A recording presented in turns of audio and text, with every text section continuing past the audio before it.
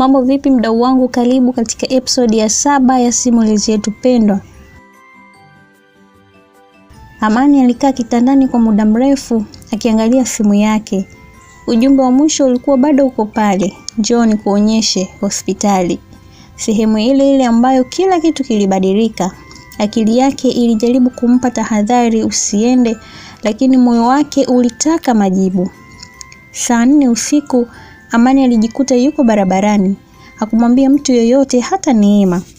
Ilikuwa ni safari ya kimya, lakini nzito kuliko safari yoyote aliyowahi kufanya. Alipofika hospitalini, kila kitu kilionekana kawaida. Watu wanatembea, wagonjwa wanasubiri. Hakuna kitu kilichoonyesha kwamba hapo ndipo hadithi yake ilivunjika. Lakini ndani yake, kila hatua ilikuwa na uzito. Simu yake ikaita, yule. Umefika? Sauti ile tulivu ikauliza. Amani alijibu kwa kifupi, nipo. Vizuri, mwanaume alisema. Kuna reception upande wa kushoto. Nenda uulize rekodi za miezi 2 iliyopita.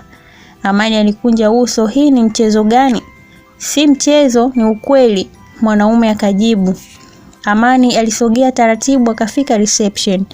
Alizungumza na mhudumu kwa tahadhari. Baada ya maelezo machache, alipewa ruhusa ya kuona baadhi ya rekodi. Dakika chache baadaye, Amani alikuwa amekaa mbele ya faili. Mikono yake ikitetemeka kidogo. Alifungua. Jina la Neema lilikuwa pale. Tarehe ililingana.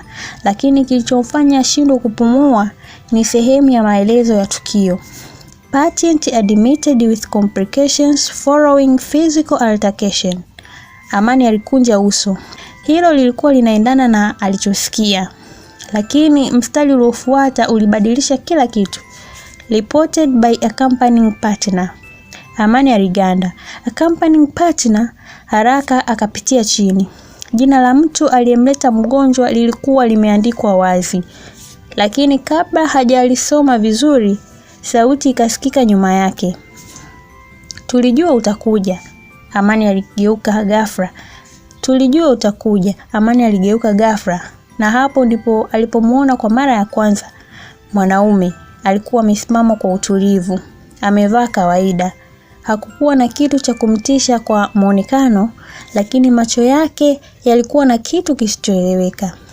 Alisema kwa sauti ile ile ya simu. Mwili wa Amani ulisisimka. Wewe ndiye? Aliuliza. Mwanaume akatabasamu kidogo. Unadhani ni nani mwingine angekuleta mpaka hapa? Amani alisimama. Hasira na hofu zikagongana ndani yake.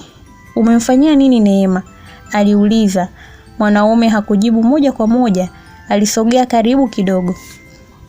Kisha akasema kwa utulivu, unadhani unamjua Neema? Swali hilo lilimchanganya Amani.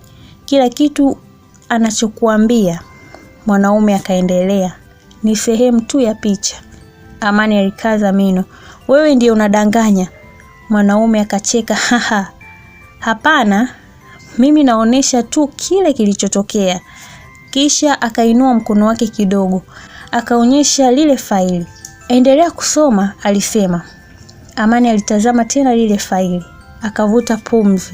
Na macho yake yakatua kwenye jina lile la chini kabisa. Jina la accompanying partner. Na hapo ndipo moyo wake ulisimama kwa sekunde moja. Kwa sababu jina lile lilikuwa lake, Amani. Inawezekana vipi jina la Amani leo limeandikwa hospitali wakati yeye hakuwa pale? Na ni nani anayetumia jina lake na kwa nini? Na je, Amani anaanza kugundua ukweli au anaingia zaidi kwenye mchezo wa akili ambao hauna mwisho? Mdau wangu, sasa story yetu inaingia full physiological trap katika episode ya 8.